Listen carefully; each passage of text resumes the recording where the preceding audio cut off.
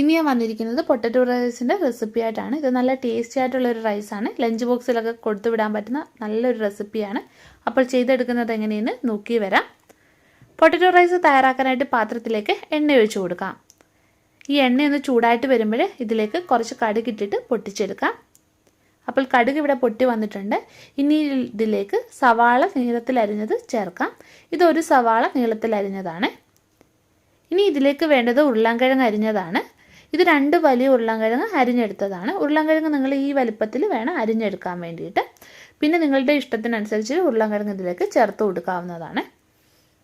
ഇനി 3 പച്ചമുളക് അരിഞ്ഞത് ചേർക്കാം. നിങ്ങളുടെ എരിവിനനുസരിച്ചിട്ട് വേണം പച്ചമുളക് ചേർക്കാൻ. ഇനി ഈ സവാളയും ഉരുളൻകിഴങ്ങും ഒന്ന് മൂത്ത് വരട്ടെ. ഉരുളൻകിഴങ്ങ് ഒന്ന് വെന്ത് വരുമ്പോൾ ആവശ്യാനുസരണം ഉപ്പ് ചേർക്കാം. ഈ സമയത്ത് ചതച്ച് വെച്ച് ഇഞ്ചിയും വെളുത്തുള്ളിയും കൂടെ ചേർത്ത് കൊടുക്കാം. ഇത് 6-7 അല്ലി വെളുത്തുള്ളിയും ചെറിയ കഷ്ണം ഇഞ്ചിയും കൂടി ഒന്ന് ചതച്ചെടുത്തതാണ്. അതായത് ഉരുളൻകിഴങ്ങ് ഒരു 3/4 പരുവ ആവുമ്പോൾ വേണം നിങ്ങൾ ഇഞ്ചിയും വെളുത്തുള്ളിയും കൂടെ ചേർത്ത് കൊടുക്കാൻ. അതല്ലെങ്കിൽ ഇഞ്ചിയും വെളുത്തുള്ളിയും ഒരുപാട് അങ്ങ് മൂത്ത് പോകും. ഇനി ഇതെല്ലാം കൂടി ഒന്നുകൂടെ ഒന്ന് മൂത്ത് വരട്ടെ. അപ്പോൾ ഇതെല്ലാം ഫ്രൈ ആയി വന്നിട്ടുണ്ട്.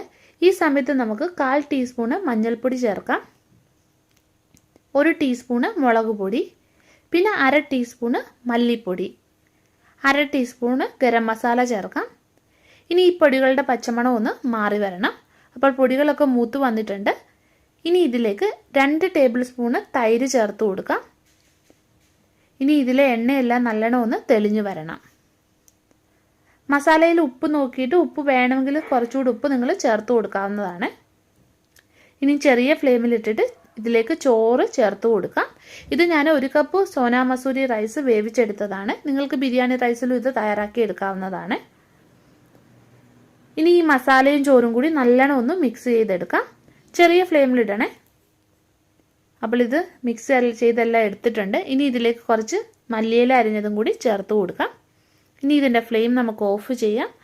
അപ്പോൾ പൊട്ടറ്റോ റൈസ് തയ്യാറാക്കി എടുത്തിട്ടുണ്ട്. വളരെ പെട്ടെന്ന് ചെയ്തെടുക്കാവുന്ന ഒരു റെസിപ്പിയാണ്. അപ്പോൾ ഇത് നിങ്ങൾ ചെയ്ത് നോക്കുക. പിന്നെ ഈ വീഡിയോ ഒന്ന് ഫ്രണ്ട്സിനും റിലേറ്റീവ്സിനും ഒക്കെ ഒന്ന് ഷെയർ ചെയ്ത് കൊടുക്കുക. പിന്നെ ഇത് ലൈക്കും സബ്സ്ക്രൈബും ചെയ്യാനും മറക്കല്ലേ. അപ്പോൾ നമുക്ക് വീണ്ടും മറ്റൊരു നല്ല റെസിപ്പിയുമായിട്ട് കാണാം.